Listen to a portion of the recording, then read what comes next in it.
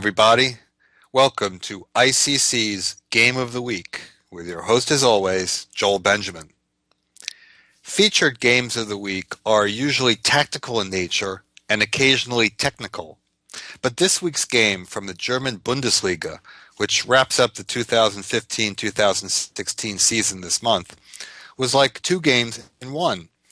It looked like French grandmaster Romain Edouard had a knockout attack, but somehow GM Daniel Fridman, Latvian born and settled in Germany, managed to survive into a tenable ending.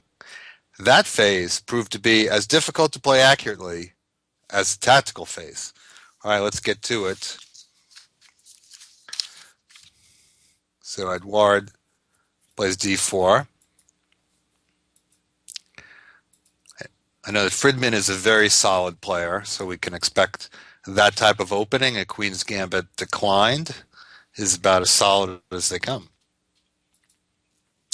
So we see Bishop f4, which over the last several years, I think we could actually say that this is the main line now, as opposed to Bishop g5. Perhaps it's the last good defense that has people on the high levels not so thrilled about Bishop g5. But this has become very highly topical, especially the variation that begins now with e3, knight bd7, and c5. And as I said, we see games on the high grandmaster level very often here.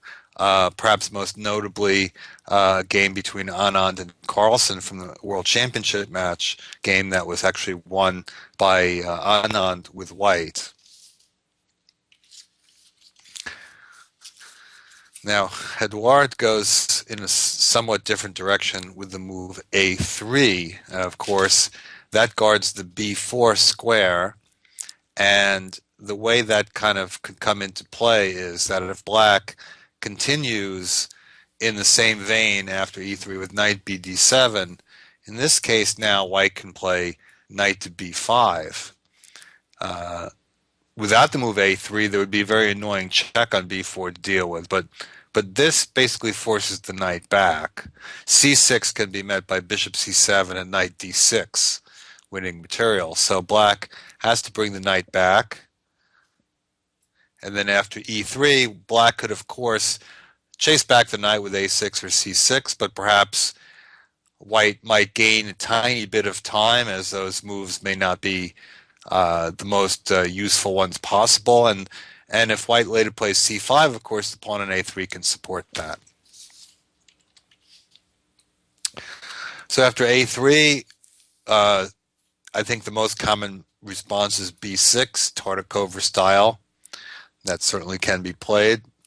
But Fridman prefers capture on c4, very straightforward. Sort of taking advantage somewhat of the fact that with the last move, white did not defend that pawn.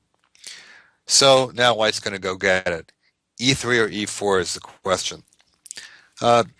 Moves are played about 50-50. After e4, the main idea for black to deal with that is b5. Knight takes b5, knight takes e4, bishop takes c4, and knight d6. Fridman has actually played this position before with black. Isolated d-pawn, but also black has some gashes in his structure, and white is also somewhat ahead in development. In this game, e3 was played, and if black plays something like c5 and white takes back on c4, I think that white stands a chance to get a pretty good isolated pawn position. So black tries to kind of take advantage of the early a3 with this move knight to d5. As if white does not take the pawn right away, black will probably be able to hold on to it. And after bishop takes c4, black wins the bishop pair and creates something of a weakness in the white structure. But in return for that, for